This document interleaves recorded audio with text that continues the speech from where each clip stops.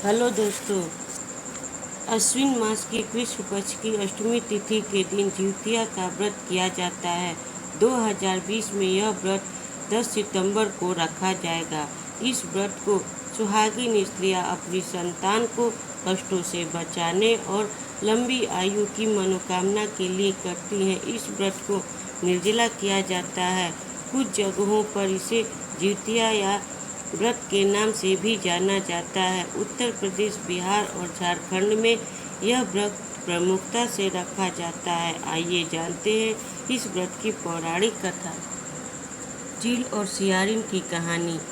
एक बार नदी के किनारे कुछ औरतें जिउतिया व्रत की पूजा कर रही थी और पास में एक पहाड़ के पेड़ में एक चील रहती थी। उसने उनकी इस व्रत और पूजा को देखा और अपनी सखी सियारिन को सुनाया और दोनों ने निश्चय किया कि अगले साल हम भी इस व्रत को करेंगे। एक साल के बाद जब जिउतिया का व्रत आया तो उन दोनों ने व्रत किया और नदी के किनारे पेड़ पर बैठकर उन दोनों ने कहानी सुनी।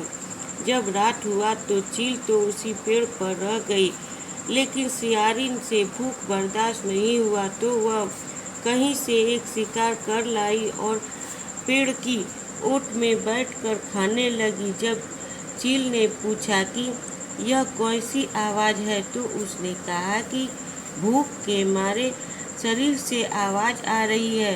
सुबह होने पर चील ने कहा कि चलो पारण कर लिया जाए, तो सियारिन ने कहा कि भूख के कारण मुझसे चला नहीं जा रहा है, क्योंकि उसने तो रात को ही भर पेट मांस भक्षण कर लिया था। चील गई और गौशाला में ताजे दूध में मुंह लगाकर पारण कर लिया। कुछ दिन बाद दोनों मर गई। सौभाग्य से दोनों का जन्म एक ही घर में हुआ। जब वह बड़ी हुई तब दोनों की शादी एक की राजा से और एक की मंत्री से हुई। राजा के जितने भी पुत्र होते मर जाते और मंत्री के जितने भी पुत्र होते जीवित रहते। इससे रानी को बड़ा दुख होता। उसने अपनी बहन को बुलवा कर पूछा कि आखिर क्या बात है कि तुम्हारे जितने भी पुत्र होते हैं जीवित रहते हैं और मेरे पुत्रों की मृत्यु हो जाती है। तो चील ने उसको अपने पूर्व जन्म की बातें याद थी। उसने बताया कि अब पूर्व जन्म में मैं चील थी और तुम सियारिन थी। हम दोनों ने साथ में जिउतिया का व्रत किया था। मैंने तो अपना व्रत पूरा किया, लेकिन तुमसे नहीं रहा गया तो तुमने रात को ही मांस भक्षण कर लिया था।